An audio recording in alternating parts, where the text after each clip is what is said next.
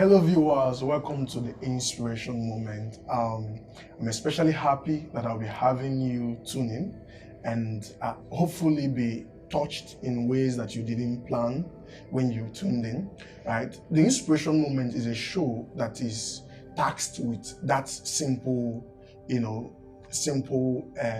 vision of exploring one single sentence, which is the single moment you are inspired can change everything that comes next. We want to see if this is true with our guests, if this is true with many people all over the world who have spoken to, lived it out, and experienced the inspiration moment. If it is true for them, it is true for you. And we hope by the end of this segment, right, you are somebody who is already out there trying to make your inspiration a reality to our world. Thank you. I'll be right back after the break.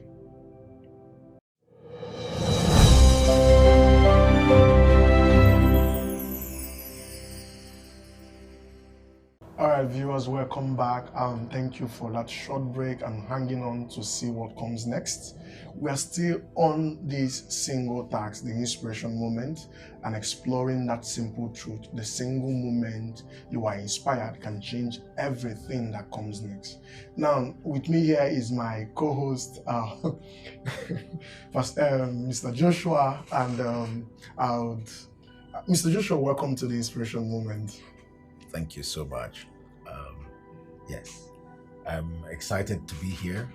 I know it's an amazing moment, and I am so honored to be part of this great stirring up for people. I call it a stirring up because to me, inspiration is beyond just an idea. It is what sets the ball rolling. It's what builds the skyscrapers. It's what achieves all the glory and the glam. Inspiration is beyond just a word. It's a force, it's a movement, and I'm honored to be part of this. And today, it's beautiful to see that skyscraper in its humble beginning through the story of our guests today. But before we do that, I want us to take a look at people who have gone ahead, who have done amazing things with their inspiration, particular point in their inspiration, what stood out to them, what they are speaking about it today, because not having this as a conversation going on and on in circles, especially with friends, with family, with co-workers, and with senior colleagues, is the reason why a lot of complaint is everywhere, and a lot of beauty is missing in the awesomeness called life and living being alive, right?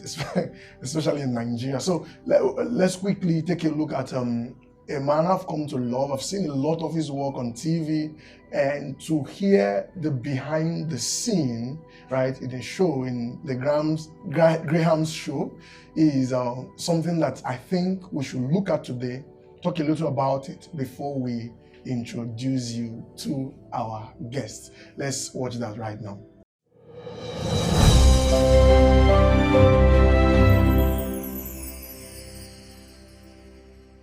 I had that 4 a.m. in my solitude on my own truth that hit me.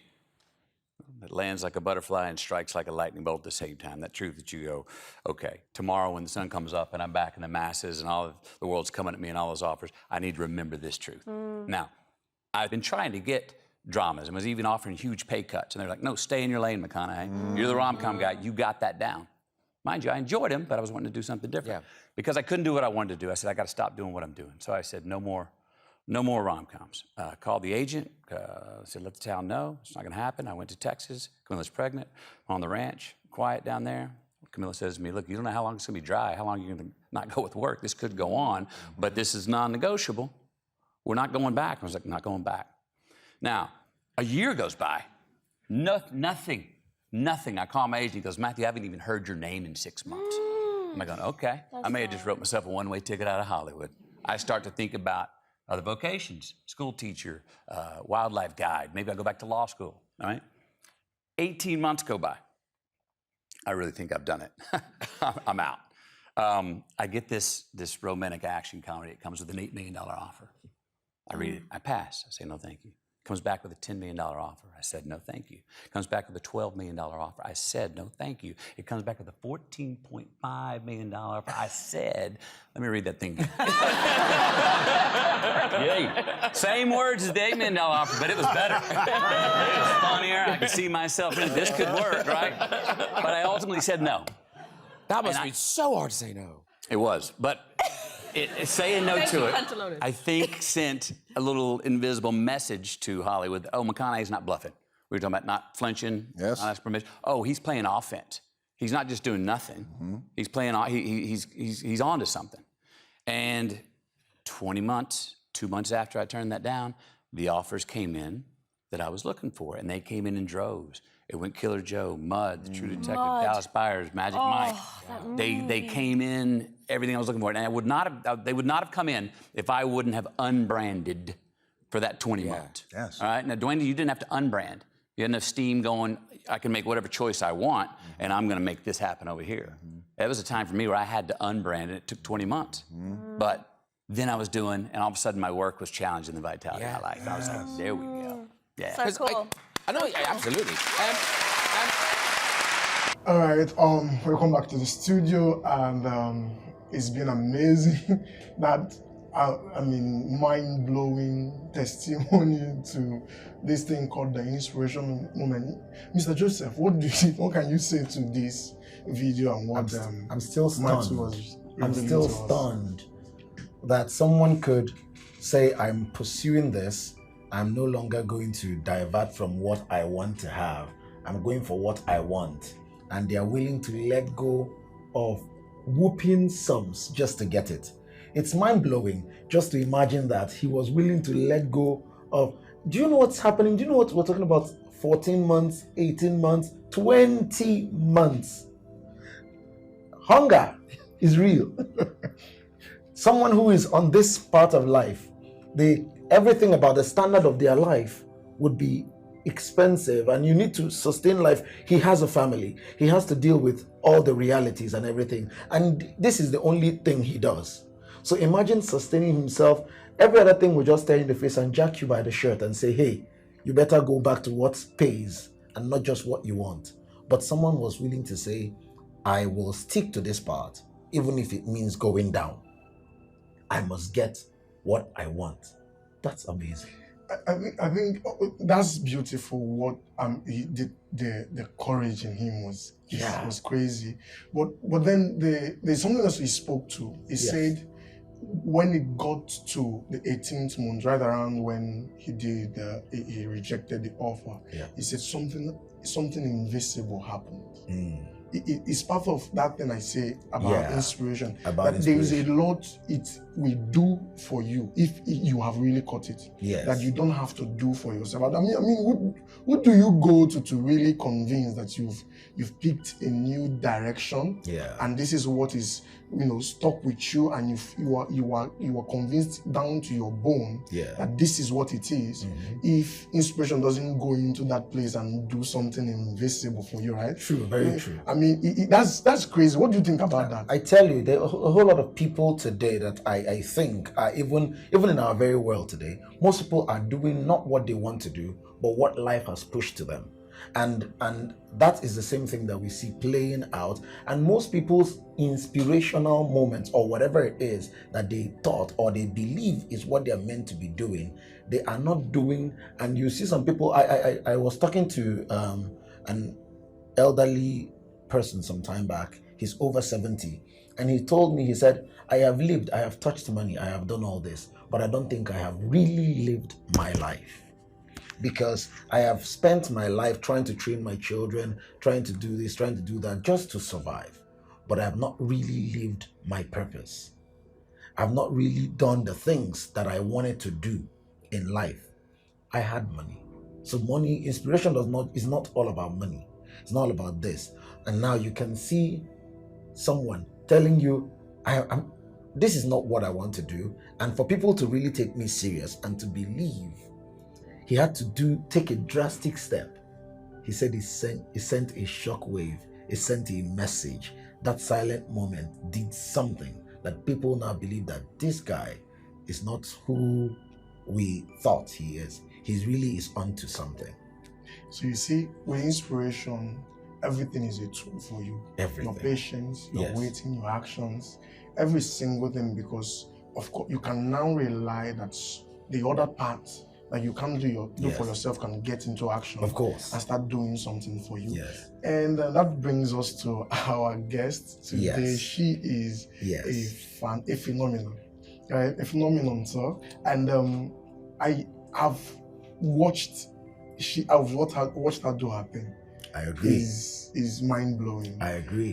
The way she switches up in front of the camera is still a mystery to me, right? And it's beyond the imagination. She is the chief correspondent of AFIA TV, and she's the show host for AM show and the producer. Wow. And I'm hoping that today, right, in this segment, right, she brings us into these dark patches of inspiration. We're hoping that today she speaks to this mystery. Yeah. This thing, you could see that there was a real fear of never making it back into Hollywood. True. Right? There was, which is also what holds people back from taking a leap of faith, right? Yeah. There's a real fear of never being taken serious again. There's a real fear of, it could go both ways. Turning down 14.5 could tell somebody that this is a very unserious person. Of course. Right? Of course. So we see that something switched. We hope she tells us, she walks us into her life, her journey, and tells us this beautiful thing that we know happens to people who have chosen the path of their inspiration moment. Yeah. So let's introduce our guests to the audience. Okay. Joining us now is the guests, the phenomena, the inspiration, the chief correspondent of AFIA TV, and also the TV show host for AM show, and the producer, Miss Nathalie. We are happy to have her here. Yes. And we'll give her the floor to tell us who she is and speak to. Correct us if we have missed. No. Let's have the introduction. Yes. Okay, thank you so much, Moxie, for having me on your program. I must say I'm super proud of you. I've seen you talk about this program. You know, you've tried so hard to express yourself and what you really want people to understand, and seeing it all materialize, today, live and direct, like, it's amazing. Super proud of you. I think the major inspiration moment here is actually yours, right? And it's great that you've been able to put it in a nutshell and create a program to help other people out there. And she's trying to turn us into the Difficult thing. I'm inspired, I've listened and I'm just super inspired by your story. All right. Thank you so much for the privilege to have you here. Thank you for having to me. shed some light on this whole thing called inspiration. It requires us taking a walk into vulnerable parts of your life, because inspiration, as you could see from the video, can take you down to the ranch in Texas, keep you there for 20 months, and keep you looking like you were stupid, and still somehow makes you the king. Yeah. And the one who is celebrated for doing, something that is hard to connect, right? So we want you to speak to that. We want you to let us see who Nathalie was before all of this. The AM show, before broadcast. Who is Miss Nathalie? I like as you asked the question, because as the both of you spoke, I was already thinking of different aspects of things that have inspired me. But listening to you ask the question now, I'm actually going farther back in time, right? Okay. So, inspiration, I think it goes hand in hand with value and belief. Okay. And the third prong is your environment. So, growing up, I truly was not number one in anything I was doing. I just saw myself as part of the flock, just going to school, coming back, do my assignment or not do my assignment, and really didn't bother me because I wasn't the people in the front on the front row in class. Okay. So it continued that way, and same thing continued up to primary 6, junior secondary school. Then senior secondary school came, and I changed my environment. I went to another school. I was still a boarder anyway. And I started to surround myself. In fact, they came to me. They chose me as their friend because the crowd was different. They were more inspiring people who seemed to really care about the way I was coming from, Enugu to Lagos, and they just were enthused by new students, and we started getting chatty. I saw how they would study, would share books, would read. Then I started doing what I tell people to do, exercise their brain, which is when you basically see your brain as a muscle that needs to be exercised. Because if you don't exercise, you don't eat, your muscles will start to fade. Same thing with the brain. So I started to study more, and automatically my value started increasing because my brain muscles were expanding and I was becoming more receptive to new information. Unlike before, when I would find it so hard to comprehend. Comprehension was the real problem. I understand it there, but I would not be able to recall it later because perhaps I just crammed it. So I started to really understand. And as my brain continued to exercise, I found myself building value. Then JAM came, wrote my exam, and I did very well, right? Really, really well, impressively well, something I probably would never have done from JS3 downwards. Okay. And I realized that no one is really special. Nobody is special. You see people on the screen now, and you probably wonder, people watching us now would say, these people, they are extraordinary. They just fell from heaven. Let them not break out into a song. They just dropped from heaven and they are here. They are better than me. It's not true. Because the same blood that flows in my veins also flows in yours, you as you're watching this. But how much are you exercising those muscles? Because the more you give that muscle the food it needs, it could be exercise, it could be your food, it could be reading, studying and trying to know, the more it gets better and then your value increases, right? So away from academics, let's now go to the small business I started when I finally gained admission into UNN. I decided I wanted to start baking, right? So during the holiday, I would bake cakes and I would bake my cake, and I thought they were really ugly because I'll go online and see the likes of Chipsy's Oven, Kitchen Pastries, Carlos Bakery, and their cakes were so beautiful, but mine I would ice and maybe I'll be hiding it to take the picture because I didn't want the dents to show. So I continued scraping the icing, continued baking, and I was exercising my hand-eye coordination. I didn't know. The more I scraped the icing, the smoother I got, the less I scraped the cake off in a bit to smoothen icing. And I started to see my cakes become more like the Chipsies and the Kitchen Pastries and the Oven and Butter, let me add a third one, and Carlos.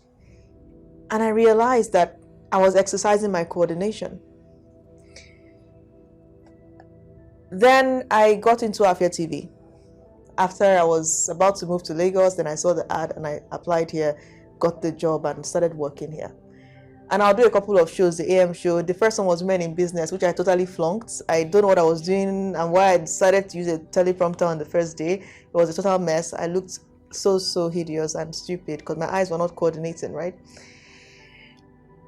And everybody was watching because that was like the first show we tried. So I was totally humiliated. Or the other day when we went to Opera Square and I stood under the sun and my brain was completely torched or fried before I did my intro. And I was wearing a blazer. I didn't think to remove it. It was just like a total mess. And I ran running back to my sister. I'm like, I made a total fool of myself at work today. They probably think I'm an idiot. That I forgot my lines and my brain was fried. So I felt like I couldn't do it. Then one day, Namdi, the general manager, said, we're about to go live on DSTV, you anchor the morning show. Wow. And I'm like, not the Opera Square girl, not the women in business girl that just, well. So we started to do some dry runs, right? And then he believed in my capacity. He would be in the control room making me laugh to the point like to really feel like I could do it. So the environment was favorable for me to grow and still is, right? But the reason that I could even become who I am today, even though I'm evolving, is because I continue to exercise my vocabulary, my retention. I try to read more, to engage in more conversations, going out, talking to people, because really I'm an introvert, but I actually practice social interaction. So now I can engage in anyone in a conversation because I've exercised my social skills. I didn't just go and say, oh, I'm an introvert and think I'm so special as an introvert. No, it's not special. You have to exercise your social skills. You have to exercise your retentive memory. How do you do that? By tasking yourself to remember. Don't just say, oh, I forgot. Make it a conscious effort to remember that thing on the spot. And then before I could say Jack Robinson, I realized that I could also be as good as those people out there on the other channels reading the news. So I took on the show Breakdown, and I knew I didn't have to use a teleprompter or anything, but I insisted I was going to do it and read those things because I wanted to exercise my coordination. Now my hands were coordinated, but then my eyes, I didn't want to be reading like that. So it's about realizing that it's about realizing that you are flesh and blood. You need to exercise those muscles. And as for the spirits, that's where the belief comes. Believing that you can just be as good as those people. So the inspiration moment for me came when I think I passed my JAM, flying colors, then when I became professional in my baking, and then also coming on the show and even being given this kind of recognition that you gave. But I'm not there yet, because there are still people I see and I'm like, God, when? So what am I doing? I will continue to exercise. I would never turn down an interview. I would always be there to speak and hope that one day I become like them. Then there was a pillow I had gotten from my dad years ago, and it had the bold inscription, professionalism. He had lots of words around it, but the major word there, which never peeled off in all the nights I hugged it while sleeping, professionalism. So each morning I woke up looking at it and saying, be professional. Professionalism. That's why I say it's about what you surround yourself with, not just the human faces, but also the paraphernalia you keep around yourself, the words you surround yourself with. So no matter what, people are like, oh, Nathalie, you're always put together, you know how to switch this, because there's a need to be professional. I'm someone that can't stand anything short of that in a corporate setting. You have to be professional. I'm not saying you don't have friends or do that, but when it comes to work, it means business. Because you can make a mockery of the whole thing if you think, it's shouldn't be professional, because then you're only as strong as the weakest link, which could be your capacity or your ability to interact with your team. So it's about building value, belief, and your environment. Oh, nice. Wow. It was so beautiful to hear you talk about all of this. I'm so inspired by your story. Yeah, I want to ask, was there at any point in time that you saw yourself doing what you're doing now? Actually, no, there was never a time, because at that time I was still struggling with the basic 2 + 2 and the 12 times table. I never would have thought. But you see, the more boundaries you break, the more your aspirations increase and your inspiration, because you understand that you can accomplish more. I cannot dream of living in a mansion if I don't even have a flat. True. So when you move into that flat because you've earned enough, probably you start thinking of getting this. You can't be thinking of having twins if you've not even had one. Right? So it's the more you are able to accomplish, the bigger your dreams. Right? It's like me sitting here and just shouting that, oh, in 2027, I want to be president. Do you understand? What I'm probably going to be looking at is my next promotion, what I want to be next year. So it's about, at the time, definitely no, I didn't see it at the time.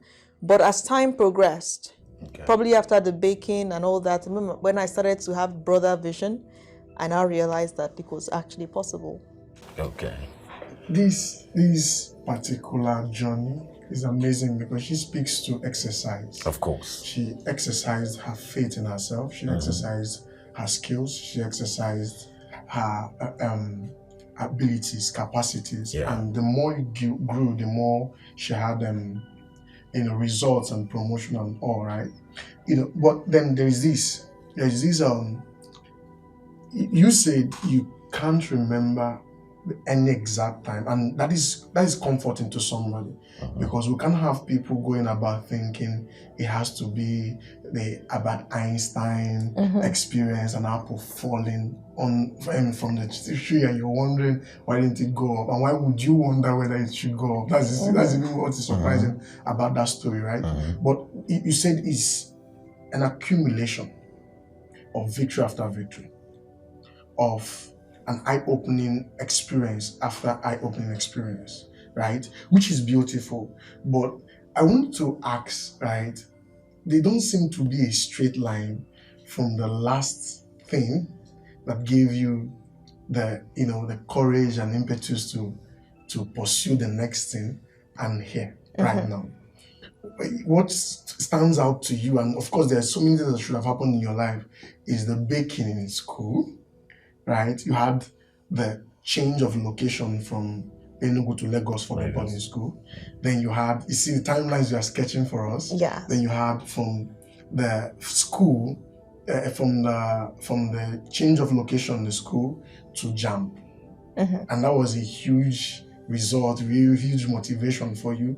And then you had the school experience. What stands out to you the most is what you had to do with the baking, right? And the success and that realization, oh, I can do as much as these other people that we look up to can do. Yes. Then we have from there to broadcast. That line. So it's like the trajectory is just like... That particular line is ridiculously strange. There's a mystery to that. A mystery. Can be So the message is this.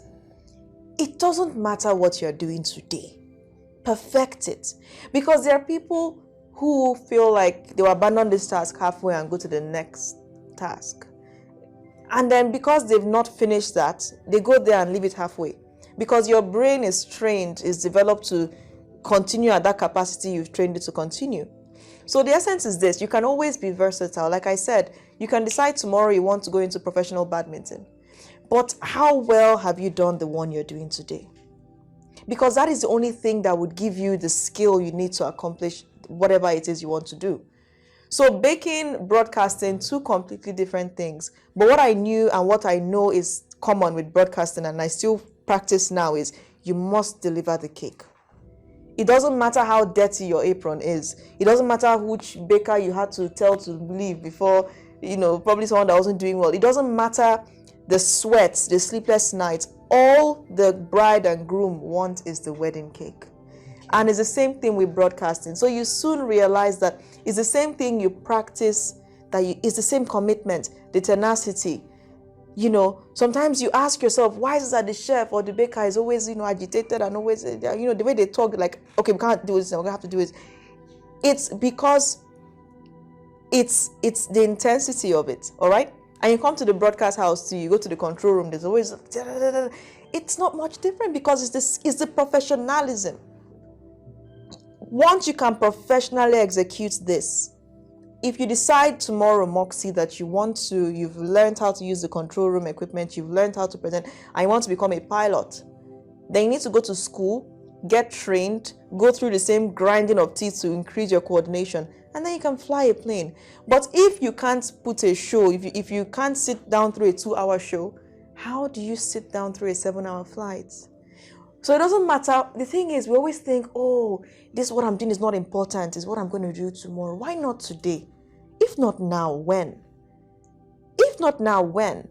You want another incomplete story that you hide in a box and just pretend like it never happened? I can speak about my bakery today because it became relatively successful, and that's why it's a part of my story. But if I abandoned ship when I was still making the ugly cakes, probably I'll be hiding that story.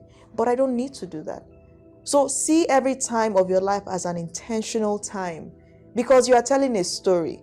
You need to be able to look back and say, I did this from this time to this time. And employers will ask you too, what were you doing between this year and this year? Oh, I got into professional baking, right?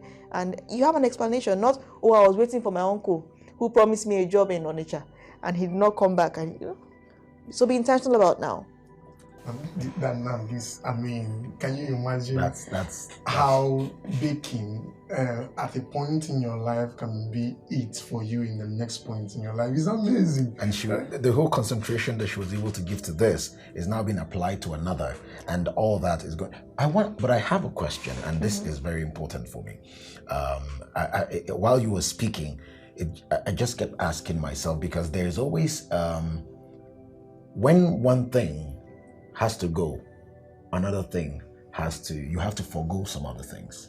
what were the opportunity cost for you? What did you have to forego to become the person you are? Because we have plenty of people who have this whole bright ideas, but they are struggling between this and that, and trying to be here and trying to be there, and there are so many things all in their face at once. What did you have to forego to get to this point? Just before she answered, and also it shouldn't just be the foregoing of something beautiful. Yeah. I mean, when we speak about letting go, many people look at it as, okay, you let go of a bad thing, But a bad environment. Okay, that is probably a change you desperately need. Yes. But when you're living something you actually That looks love, amazing. I mean, look at Matthew, right? He was living rom-com and he loved it. And he was was good at good. it. That guy is one of the best rom-com guys I know.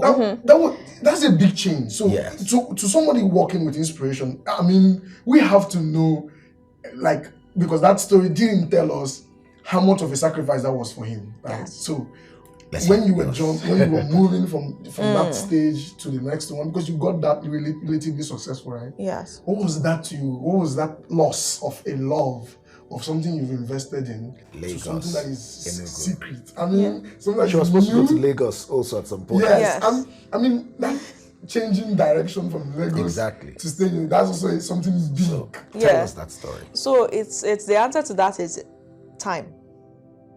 Because you are investing time. And that is what you are foregoing. Because when you run your business, right, you're an entrepreneur, you can decide you want to sleep and start this tomorrow. No, you can't do that here. Because you're working with time that is separate, right? Okay. Another thing is to drop the know-it-all. Because when you're running your business, you can decide, oh, you know how to. Once you move into another establishment, you have to drop that because you don't know it all. In fact, it's a new terrain. So you have to be trainable or you lose your job, right? Then when it comes to the good things and you have to, I'll play up time because I've worked here for 3 years. That's 3 years of my life gone. I was younger when I got here. Probably had other ambitions, but I got here, right? You have I committed to give the time to the place. And that time could have been spent elsewhere. So that's why it's about making sure that time is not wasted time. When you live thinking that this is just an airport, you're still going to somewhere, you don't see this as the actual flight, you're creating wasted time. I think the question is, the viewer want to know, what was that? I mean, how did you deal with that sacrifice? You were letting go of something that had worked for something that might work. I didn't see it as a sacrifice because at the time I left my bakery, I didn't leave it because it's still part of me. But by the time I decided to transition, I felt like I was done with that stage. It wasn't a sacrifice because I felt like I was ready to move. So you need to be more aware of yourself and your body and your mind. The biggest room in life, like Daddy always said, is constant adjustments. Everything has a time stamp. The people, because there's an argument that comes up from time to time. Oh, how do you feel when you see someone that has worked in one place for 50 years, you travel and come back and she's still working there? I don't think, some people say it counts as success. Personally, I don't think so. Because for goodness sake, Moxie, you have to adjust. You need to know when it's time. Because you will go and explore other places and come back if you decided this was the best place for you and commit that training to advance the newcomers that are where you were. But when you stay there and you just become like furniture there, you lose time and you lose experience. So I was in my bakery and I realized, hey, you're working here, you know it all. My dad mentioned, but you need experience. And I realized I needed experience. I needed to understand what it meant to work in a corporate space. So I wouldn't expand my bakery. And they'll rub me blind because I wouldn't know how to keep a ledger. But now I'm working here and I could work in like 10 other places in the course of my life. And I would realize that all the skills would be taken to make the biggest bakery in Nigeria or in Africa. So at the end of the day, that's why I said I'm not leaving it. But I would choose which part of my life was the best and reinvest the skill of a traveling woman in where the journey started or where I transitioned to during the journey. So I believe it wasn't a sacrifice. It was me understanding that it was time to move on. You can't just sit down and become wood, plywood, because you feel like that is it. It's not it. Do you feel the yearning to go elsewhere? Do you want new terrain? Do you feel you can learn something here? Even in your career path, they want you to advance continuously, your training, your certifications. So it's you. If you feel like you're sacrificing, then maybe it's not time to leave. Maybe you're not done. Maybe there's a longing you still have there that you've not satisfied. Once you feel you're done and it's time to go, you would know. And it should be when the ovation is high, like that you have done so well. Because the danger of staying in a place when you are done is that you start to deteriorate, you start to become dead weight, you start to get burnt out, and at some point you would leave embarrassingly, in a way that's just like, oh, the woman or the man that was. You want to be the man or the woman that is, and carry that energy to the next place, and not when you are so, because once your ambition starts to die, you're going to bring that dead weight to where you are. So it's time to adjust. It's time to change the environment. And it's not a bad thing. Because if you think about it, your bosses, wherever they are, whoever they've been over the years, they've had different things they're doing. They evolved before they came and set up where you are working, right? So I wouldn't expect someone to just, even in education, they train you to evolve. Oh, this SS3 just graduated, their prom night, and you're clapping for them, and you're so excited that they are moving. So why would you now graduate and move into a place and decide that's where they will bury you? No. Be in touch with your mind. Are you lacking inspiration? Maybe it's time to aspire to be elsewhere. Maybe it's time for you to go and harness those skills and impact where you were. Or else, by the time you leave, had I known. Wow, Yeah. this is It's I mean, see how much mystery that is being demystified Yeah. about the story of Matthew. Obviously, he didn't tell us. Yeah. Like, he didn't make us feel like it wasn't just sacrifice for him. It was, he knew he was done. done with this. Yeah. And it wasn't going to matter what else you threw at it. Yeah. The 14 million, the 12 million, the 8 million, he was done. Yeah. And thank God he was done. And he knew it, because we wouldn't have had those really amazing True Detective and all. He wouldn't have come out. It was still in the bag, but he needed him to be done with the last victory. Yeah. We're going to go on a quick break, and because we've given the audience some really, really hard things to chew and questions to ask themselves and answers to questions they're already asking, we're going to go on a quick break, and when we're back, we'll dive into the last, the finishing touches of this particular segment. Don't go anywhere. Thank you so much.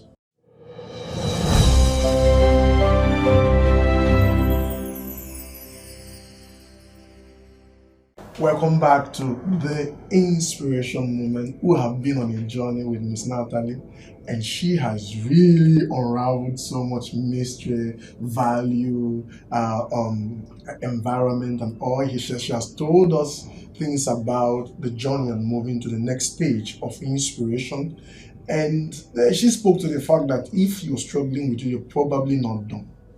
Right? And she spoke to that experience with baking that makes you know that people need to have the cake.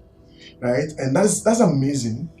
Now we're on the last segment of this show. We want to throw more light on something that came out on the table by itself.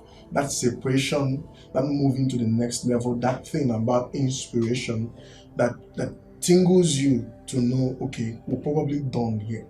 And you're struggling to separate from that, probably because the community you've come to meet and grown around, probably the knowledge you have about moving to the next level, maybe the whole disloyalty thing and all, or maybe you can't place your hand on exactly that next step. Maybe you've not held down that scholarship, you've not held down that next job appointment, you've not held down a next connection. So all that making it impossible to know what you're doing with this next level of inspiration. We're going to be going back to that with Miss Nathalie, and she's going to throw more light on that. So Miss Nathalie, right? So what is this thing about the inspiration moment at that point where you are done. When you're done. And the way organizations come at it, for someone if you're an employee, right, or if you're a career person, or if you're an entrepreneur, because for an entrepreneur it also means that you can't be done with a business, quite literally. Yeah. That's why in America you have selling the business, right? So you don't just shut it down, you sell it to somebody who it's meant for at that point. So we own too much of something that we forget that we are on a journey, right? And then you speak to the issue of the misrepresentation of that issue, that disloyalty thing, that all of that. So what is this? So disloyalty, I believe disloyalty is when you're serving two masters, right? It's when you're already checked out from somewhere and you're already serving another master somewhere. Who could even be yourself. Maybe you're taking your ideas and putting it in yourself. So somehow, I think anyone that doesn't want you to evolve or to move forward is not having your best interest at heart. But then the conversation has to be had. So you've decided, maybe you've put in 5, 6, maybe even 10 years working somewhere, and you've decided that you just feel a little bit stuck, and you want to test new terrain, you want to leave town, you are telling yourself that you want to. They're not calling you elsewhere. So you see, the difference is when you're being called and you are abandoning the benefits you're getting where you are and you're leaving without putting in the training they've given you into where you were trained. That is when I think that disloyalty can start. You're being poached and you're about to take all your lessons and go and put elsewhere. So disloyalty could be when you're serving two masters, or when you're poached and you're doing it in such a wicked way because you are basically running away with the skills that you've gained without serving the necessary time. So I'll take you back to what I said. You have decided within yourself that you have completed this level. That if you stay on this level, it's a stalemate for you.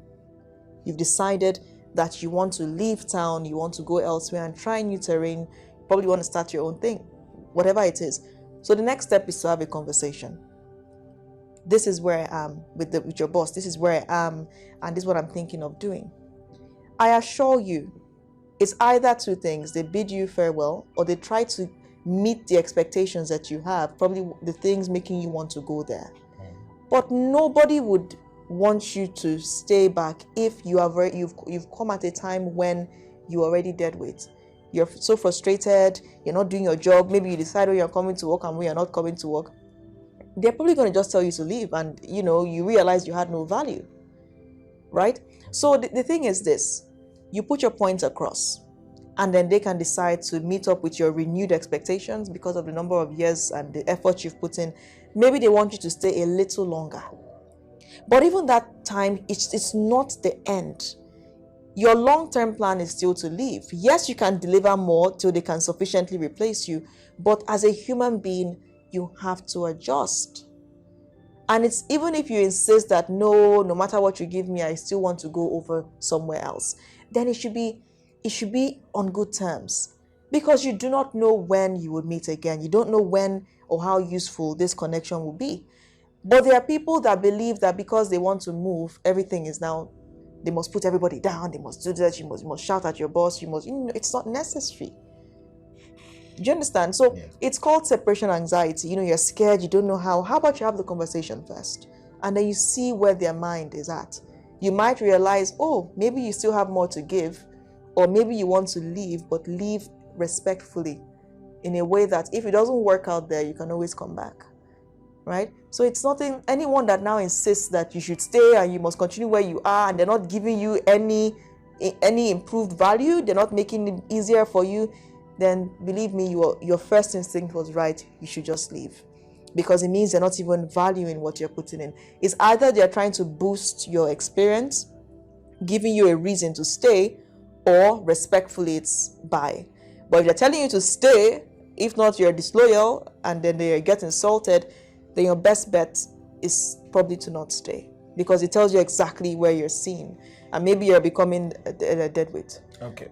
Yeah, I think I want to come from this angle. You said something and it just got me thinking. So it means that people could be disloyal even to their very selves, because when you spoke about disloyalty, you said being disloyal is avoiding what you're supposed to, or kind of you're serving two masters. Yes. And oftentimes I've seen people who have a vision, who have a goal or dream, and they've even started putting in the work, but then they notice that it's not going as they want to. And instead of putting all their best in, they would rather go to another place or allow themselves be poached to work for another. So is that some sort of disloyalty to yourself, or how would you put disloyalty to yourself? Especially when we're talking about your own vision, like an entrepreneur, right? Exactly. Was building something and somehow, it got tough. Yes. And at some point, because I've seen that happen a lot. An entrepreneur is a different kind of person, right? Yeah. It comes with something that is not average, that's not normal. Because to build something, especially on yourself, you have to be taking a lot of risk. Yes. And that is also an admirable quality by people by employers. They see you, they can boldly come to poach you from your own self. Seeing you do your own thing. So look at this, by right? more money, by probably Yes. they even underrate. They speak to the fact that you don't have commensurate results to be doing all these things. Right? Why not come leave all these things come to. So look at this. So that is a very common situation in business. Okay. Now, what is a sign of loyalty is if they're attempting to poach you, and you go to your management and say, look, this company is calling me, but I'm still choosing to stay here. And just watch their reaction. It might not be immediate, but I assure you with time, you might start to see that they're trying to live up to better expectations. And they would appreciate your show of loyalty. Now, disloyalty will be like to pretend as if you've been treated so badly by this company and then you want to move and forget you never even brought up the fact that they were approaching you. And guess what? They'll still see you there one day immediately. And because of the timeline is so short, they'll know you were poached. So it's only right to, like I said, have the conversation. Look, I'm burnt out. My life feels like it's time to change. I want to move. And by the way, these people are calling me, and just hear from your boss. Because that's what they call the interview before the person leaves. It's like a post-mortem, so to speak. And maybe you can resolve to stay where you are. Maybe they're going to increase your benefits. Or you can decide they can let you go and you move on. So if I have to fit what you just described now for an entrepreneur, it means having that conversation with yourself. So now, not with yourself. Look, you see, so if you decide you're tired of 9 to 5 and you want to go back to your business. No. We're talking about from your business. Okay. You're being poached back into 9 to 5. Into 9 to 5. Because your vision maybe is not struggling, or is not yet where you had imagined it, and there are no commensurate results for the sacrifices you are bringing to the table. So is that disloyalty to your vision? It's not yourself. It's not. If you allow yourself to be poached back by somebody into 9 to 5 who has better money, better. So let me put this here. It's not disloyalty to yourself, because it's you. That business is yours. You can go back to it in 10 years, in 15 years, in 20 years. But what you can't explain is why between year 1 and year 10, you can't explain to whomever it is you want to work for what you are doing. Professionally speaking, I bake cakes. If in 10 years I decide I want to retire, no, let me say in 30 years I want to retire, my bakery is there now. It's to pull out the oven and the flour, probably buy new flour. But what I cannot do when I retire, when I'm over 60, is decide I suddenly want to go and work for maybe just come back to AFIA TV and start working again on it. Because a lot of time, they expected me to retire. So I think it's not disloyalty to yourself. No. It's actually a lack of wisdom to think you don't need to learn more. Do you understand? Because you can actually now work with a schedule that allows you to continue with your private business while you do the 9 to 5, right? It's not disloyalty to yourself. It's disloyalty to yourself if you decide that forever and ever, till the day you are buried, you continue to do that 9 to 5. That's why I said at the beginning, you need to know when to end it and when to now prioritize either your own business, whatever the field is, or to move to the next stage. But don't give up a good opportunity because you feel you've arrived. You've not even built enough experience or clout yet to even do that thing you want to do. You can go back to it later, because every time you are getting more clients, you're learning more, you're getting more experience. So that dream is being fed every day, right? It's not disloyalty to yourself. It's a wise decision to continue to learn, because that business, that skill is always going to be with you. All right, let's make a pivot now. Mm-hmm. Let's speak to the highlights of your inspiration moment. You've had fantastic experiences, achievements. You've interviewed the governor several times, and you've had guests of all kinds. Right, let's speak to the highlights. We'll be speaking to the discipline, the mindset, the commitment, the challenges of inspiration. I think Julius wants to hear the highlights of inspiration because, I mean, if Matthew did not do True Detective, he probably won't be the one talking to us in that video. Right? So we want to know what are the highlights? I mean, what was that highlight for you? Because the last highlight you keep going back, that in the last stage of this journey was getting to that point where the cake was the cake. The cake was delivered. So now beyond the delivery of the cake. Now since we're looking at the wedding, just imagine that beautiful cake, wedding cake, whatever flavor. We also didn't look at the feedback, the reaction. Did the couple say, "What nonsense?"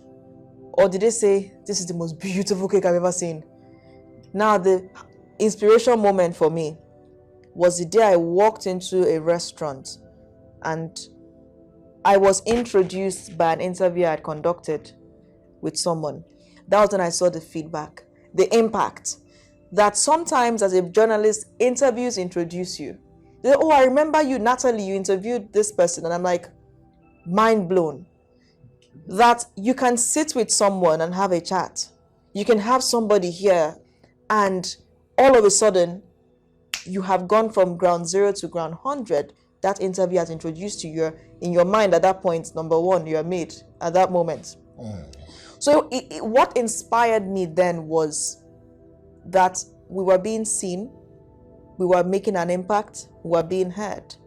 Because there's nothing more mind-numbing or uninspirational than thinking no one is listening to what you're saying, than thinking that you are not inspiring anyone, that there's no one cares about what you're doing. That's what leads to demotivation. But when you, for instance, you direct a movie or you shoot, you're a cameraman, you shoot something, and someone says, "You are the one that shot that, it was you." And you realize that, wow, so someone actually was somewhere enjoying this. So the inspiration moment for me that made me realize, I think I've been doing it for a while longer, was when that interview introduced me to someone I never would have thought would have watched it. So I think now back to the general story, because not everybody is a broadcaster, but your inspiration moment should be taken from how people are reacting to what you're doing. Oh, right. How much are they appreciating what you're doing? If you're getting more of condemnations and there's no appreciation, my dear, maybe it's time to see where you can make better impact, where you can make more impact. Maybe you're outdated. Maybe you are insisting that people must continue to use stamp when they're using digital signature, and you continue to make stamp. Stop forcing your way on people. Evolve.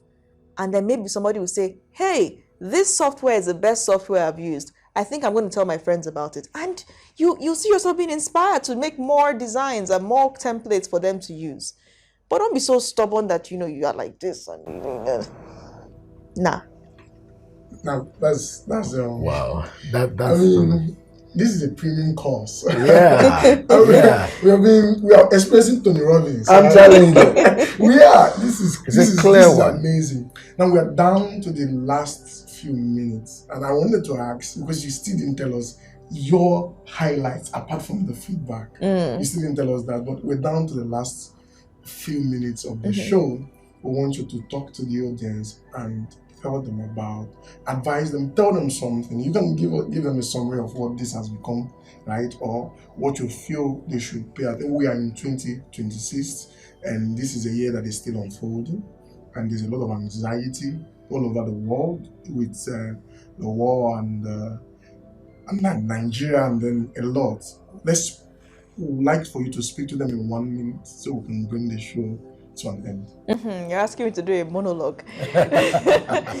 Okay, so what I would say is this. Sometimes you may be doing the best you can. Maybe you're not being seen, you're not being heard, and you feel like it's time to give up. This is not do it a day longer, do it 2 days longer, do it a week longer, heck, do it for a year or two longer. The moment, as far as you are doing what is right and you're staying the course, and you have the right support system, feed into the energy. One day, that thing you're doing, as long as you continue to exercise those muscles, you continue to improve. Maybe you do analog things, you're starting to evolve to digital, you just continue to stay the course. One day, that thing you're doing would introduce you. And make sure you come back and give me my consultancy fee. All right, thank you so much for this, Miss Nathalie. This has been a wonderful experience. This was much more than I have imagined, and that speaks to inspiration. Yeah. There's always that cream de la cream Yeah. that meets your effort, and you're like, okay, I didn't see that, right? I'm very grateful for your time. I'm very grateful for what you have to tell us from your inspiration moment. You're one of those Hall of Fame Thank you. individuals who today is lighting the world of people who are watching, right? I've watched people like LeBron James and the late basketballer that died. I'm trying to remember his name, right? And inspired Kobe Bryant, right? Mm-hmm. And they are spoken to inspiration and all.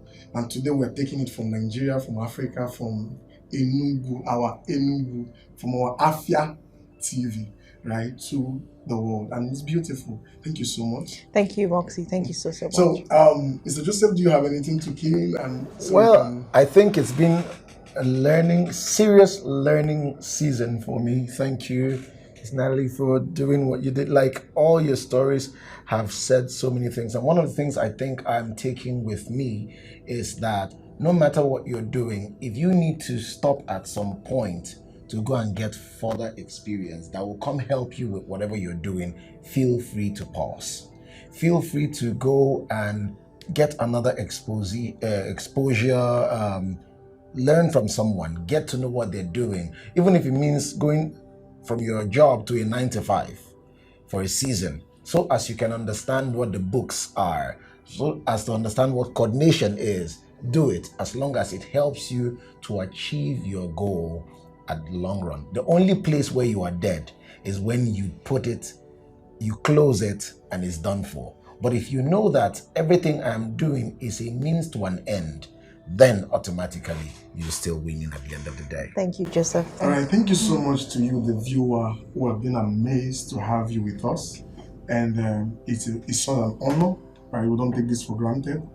And we hope that we've contributed to your inspiration moment, we've added to your joy, we have brought light to the darkness surrounding your journey. And we hope you leave us feedback. You go to AFIA TV, social media platforms, and drop the comment, drop there, and share the video and all. We're so grateful for your time. Thank you so much. We'll see you in the next episode. Goodbye. Bye for now.